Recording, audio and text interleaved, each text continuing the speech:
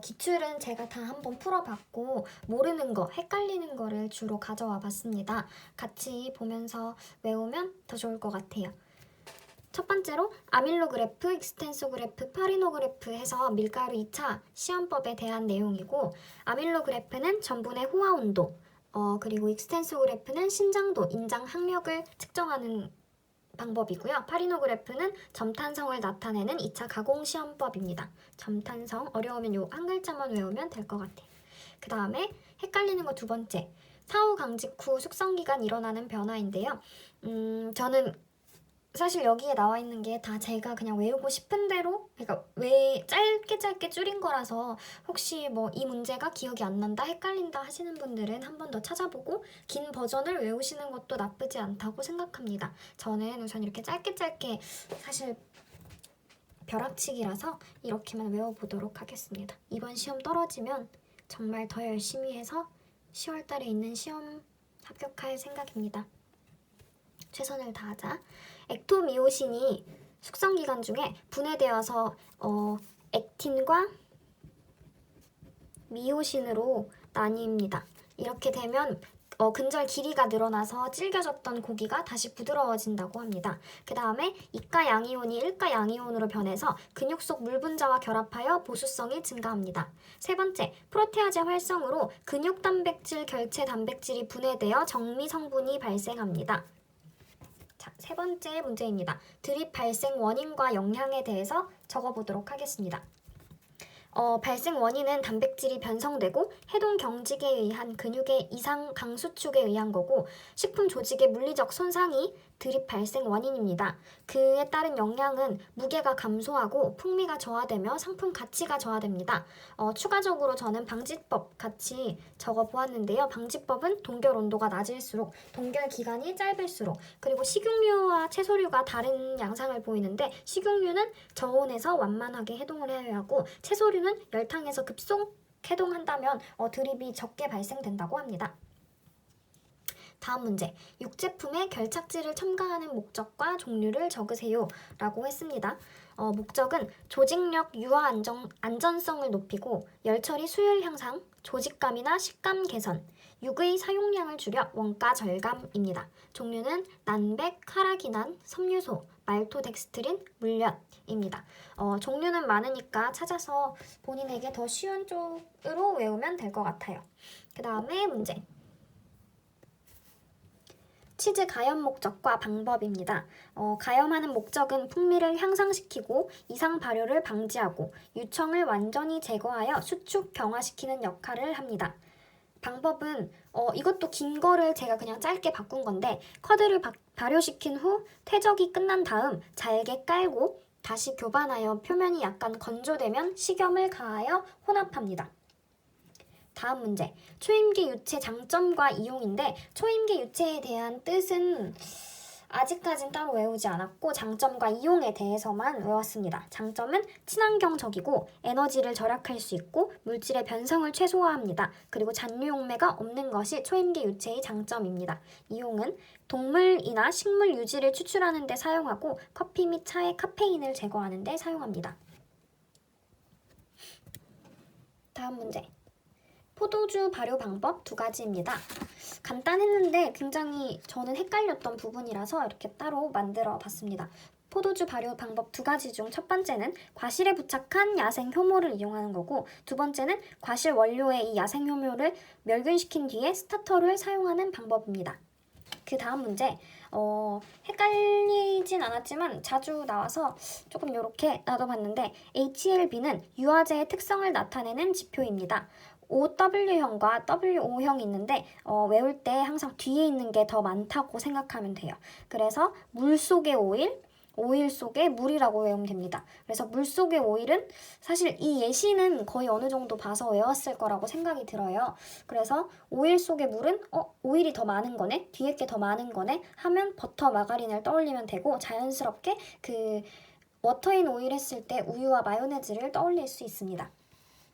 다음 문제는 자주 나오는데 또 헷갈리는 거여가지고 우유 균질화의 목적입니다. 우유 균질화는 지방구에 물리적인 충격을 가하여 잘게 쪼개는 것인데, 이것의 목적은 지방구의 미세화, 그리고 지방이 분리되는 걸 방지시켜주고 잘못 적었네. 커드입니다. 커드가 열화되어 소화를 조장시킵니다. 커드를 열화시켜 소화를 조장한다. 소화율을 높여준다 라고도 외워도 괜찮을 것 같습니다. 다음에 점도를 상승시킨다고 합니다. 다음 문제입니다. 미생물의 증식 곡선. 사실 증식 곡선과 그 특징은 알고 있는데 이름이 가끔씩 헷갈려서 따로 문제로 빼놨고, 유도기, 대수기, 정상기, 사멸기 4가지입니다. 그 다음에 헷갈리는 다음 방법. 통조림의 탈기 방법입니다. 탈기 방법은 가열 탈기, 가열에서 탈기하는 법, 기계적 탈기법, 증기분사법, 가스치환법 4가지가 있습니다. 또한 헷갈리는 거 하나는 균체 내 효소 추출법입니다. 균체 내 효소 추출법은 기계적 마세법, 초음파 파쇄법, 자기소화법, 동결, 융해법이 있습니다.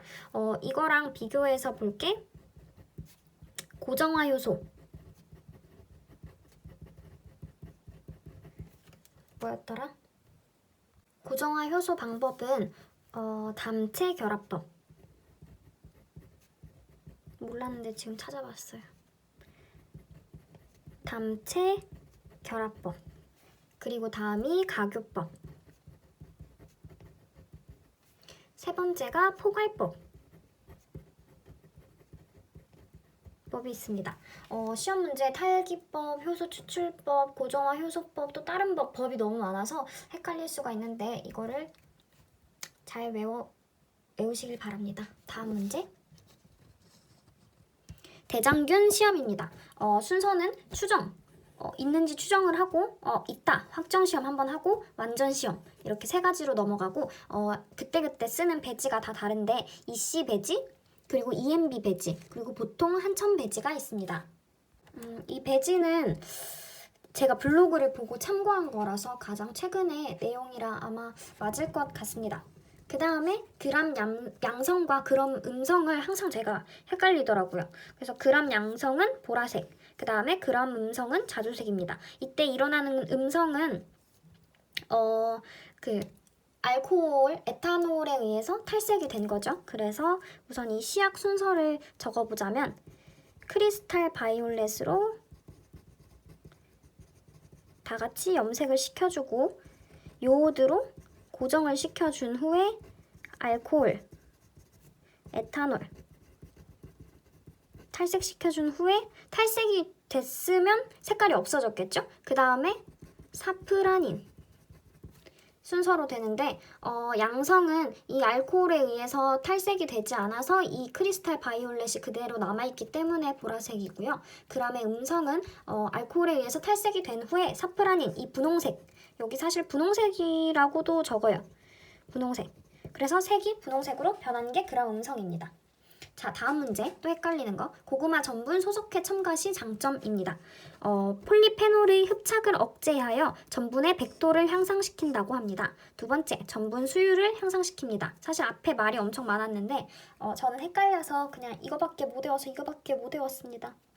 세 번째, 단백질의 혼입을 막아 순도를 높인다고 합니다.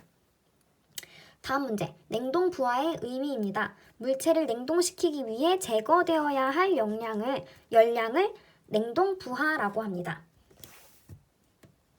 다음에 헷갈리는 인돌페놀인데 이거는 공전에서 찾아온 정의라서 이대로 외우시는 게 낫지 않을까 싶지만 그거는 또 개인적인 것에 맡기겠습니다. 저는 하지만 이렇게 외울 거예요. 인돌페놀의 적정법에 의한 환원형 비타민C의 적정 원리는 무엇입니까? 식품 중 비타민C가 산성 수용액 중에서 2와 6, DCP를 환원시켜 탈색하는 것에 기초한 환원형 비타민C 정량법입니다. 다음 문제입니다. 에틸 카바메이트 생성 원인과 방지법을 쓰세요. 에틸 카바메이트는 과일 C에 함유된 시안 화합물이나 발효 과정 중 생성된 요소가 에탄올과 반응해 생성되는 것입니다. 이것을 방지하기 위해서는 담금주를 담글 때 C를 제거하거나 숙성 저장 시에 저온에 보관하여야 합니다. 다음 생물학적 검사 방법입니다. 세균수 검사, 대장균군 검사, 기생충 검사, 병원성 미생물 검사입니다. 다음은 해썹에 관한 용어를 전체적으로 정리하고 싶어서 정리한 단원입니다. 첫 번째, 해썹의 의미는 위해 요소 중점 관리 기준입니다. 식품의 원료 관리, 제조, 가공, 조리 및 유통의 모든 과정에서 위해한 물질이 식품에 혼입되거나 식품이 오염되는 것을 방지하기 위하여 각 과정을 중점적으로 관리하는 기준입니다. 다음은 위해 요소입니다. 위해 요소는 인체의 건강을 해할 우려가 있는 생물학적, 화학적 또는 물리적 인자나 조건을 말합니다. 다음, 위해 요소 분석입니다. 식품 안전에 영향을 줄 수 있는 위해 요소와 이를 유발할 수 있는 조건이 존재하는지 여부를 판별하기 위하여 필요한 정보를 수집하고 평가하는 일련의 과정입니다. 다음, 중요 관리점 CCP입니다. 위해 요소 중점 관리 기준을 적용하여 식품의 위해 요소를 예방, 제거하거나 허용 수준 이하로 감소시켜 당해 식품의 안전성을 확보할 수 있는 중요한 단계, 과정 또는 공정입니다. 다음, 한계 기준입니다. 중요 관리점에서의 위해 요소 관리가 허용 범위 이내로 충분히 이루어지고 있는지 여부를 판단할 수 있는 기준이나 기준치입니다. 다음, 모니터링입니다. 중요 관리점에 설정된 한계 기준을 적절히 관리하고 있는지 여부를 확인하기 위하여 수행하는 일련의 계획된 관찰이나 측정하는 행위입니다. 다음, 개선 조치입니다. 모니터링 결과 중요 관리점의 한계 기준을 이탈할 경우에 취하는 일련의 조치입니다. 다음, 해썹 관리 계획입니다. 식품의 원료 구입에서부터 최종 판매에 이르는 전 과정에서 위해가 발생할 우려가 있는 요소를 사전에 확인하여 허용 수준 이하로 감소시키거나 제거 또는 예방할 목적으로 해썹 원칙에 따라 작성한 제조, 가공 또는 조리 공정 관리 문서나 도표 또는 계획입니다. 다음, 검증입니다. 해썹 관리 계획의 적절성과 실행 여부를 정기적으로 평가하는 일련의 활동입니다. 다음, 제품 설명서입니다. 해썹 계획을 개발하려는 제품의 특성을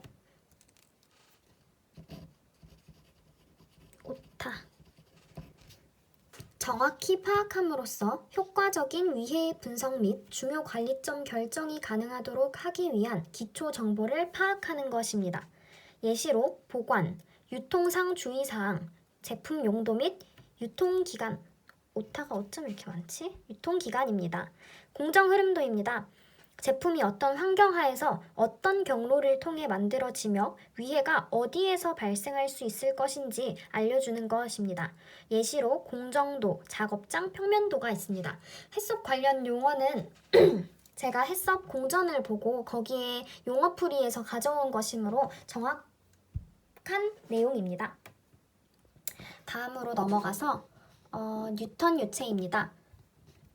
뉴턴 유체는 전달 능력에 대해서 속도, 얼마나 힘을 세게 주냐에 따라 상관없이 속도는 항상 일정하게 증가한다고 합니다. 하지만 속도의 크기에 관계없이 일정한 점도를 가진다고 합니다. 응력과 점도는 일정하게 증가하고 속도는 관계없이 점도가 일정합니다. 다음, 식품 등의 표시 기준에 의한 표시 사항입니다. 세 가지, 유통기한, 제조회사, 제품명입니다. 역적정의 의미와 예시입니다.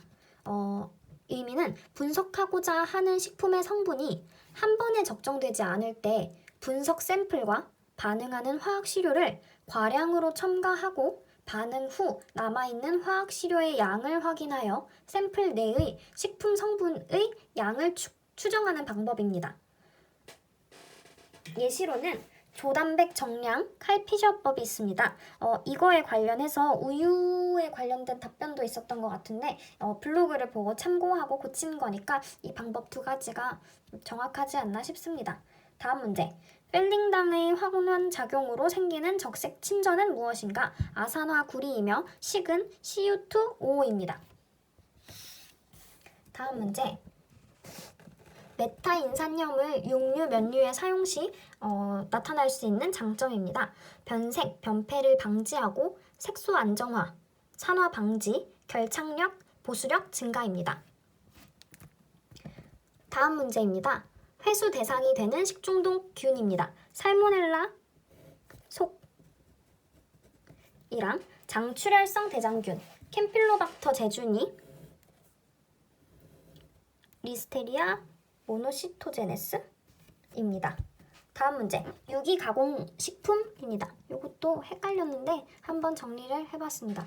유기가공식품은 원재료의 95% 이상 어떤 법에 의거하냐면 친환경 농어업 육성법입니다. 다음, 자주 나오는 노로바이러스 문제입니다. 노로바이러스는 감염자의 분변이나 구토물에서 발견, 오염된 물건을 만진 손으로 입을 만졌을 때 감염된 채소, 과일, 폐류 및 지하수 등을 살균 세척 또는 가열 조리하지 않고 그대로 섭취한 경우 감염될 수 있습니다. 노로바이러스는 사람의 경우 다양한 경로를 통해 감염되기 때문에 어떠한 경로를 통해서 감염되었는지 파악하기가 어렵습니다. 또한 사람의 장내에서만 증식하므로 특히 식품 중에 포함된 바이러스를 검출하는 것이 어렵습니다. 다음 문제, 동결건조입니다. 동결건조는 원료를 동결한 다음 용기의 압력이 0.006 기압보다 낮은 진공 상태에서 얼음을 승화시켜 건조하는 방법입니다. 다음 문제, 고추를 1년 저장해도 색을 유지하는 방법은 무엇입니까? 첫 번째, 수확 후 생리대사 억제 및 수분 감소를 줄이기 위해 가능한 빨리 8에서 10도씨의 저온으로 옮겨야 합니다. 두 번째, 상대 습도 95%를 유지해야 합니다. 세 번째, 0.03mm PE 필름으로 포장한 뒤 8에서 10도씨에 보관하면 됩니다. 다음, 동질 다형 현상입니다. 유지는 트리글리세라이드, TG라고만 외우셔도 됩니다. 유지는 TG 혼합물로 구성되어 있으며 이는 여러 개의 결정형을 나타내는 동질 다형을 나타냅니다. 이로 인해 유지는 온도에 따라 여러 개의 결정형을 나타냅니다. 고체 유지를 가열하고 녹이고 이를 다시 냉각하면 다시 고체 유지가 됩니다. 이를 다시 가열하고 녹이고 급속 동결하면 융점은 낮아지고 천천히 식히면 융점은 높아지게 됩니다. 다음 문제입니다. 아왕산의 목적과 소실되는 이유의 문제였습니다. 유해균 증식 억제 및 사멸, 적색소의 안정화, 갈변화 방지, 산화 방지입니다. 소실되는 이유는 아왕산이 알데히드, 카르보닐 화합물 등과 결합하여 비가역적 산화로 황산염이 되어 공기 중에 산화되기 때문입니다. 자주 나오는 김치 숙성 미생물입니다. 락토바실러스 브레비스와 락토바실러스 플랜타럼, 류코노스톱 메센테로이즈 이 세 가지는 꼭 외우시면 됩니다. 사실 자주 나오는 미생물 관련 그리고 헷갈리는 것을 제가 정리를 해보았습니다. 그건 알겠지만 김치에 관련된 미생물, 그리고 청국장, 된장, 쌀코지, 요구르트, 치즈 스타터, 발효유용 뭐 이렇게 다 분류를 해놨고, 또 헷갈리는 생물학적 검사 방법이나 고정화 효소, 탈사법, 이물 검출법, 대치기법, 통조림 탈기법, 유지 채취법, 효소 추출법, 현기성균 배양법, 납 검출법, 엄청 많은 자료를 정리해 놨는데 뒷부분에도 보면 이런 방법들을 정리해 놨습니다. 혹시나 필요하시면 제가 자료를 만들어서 올려드리도록 하겠습니다.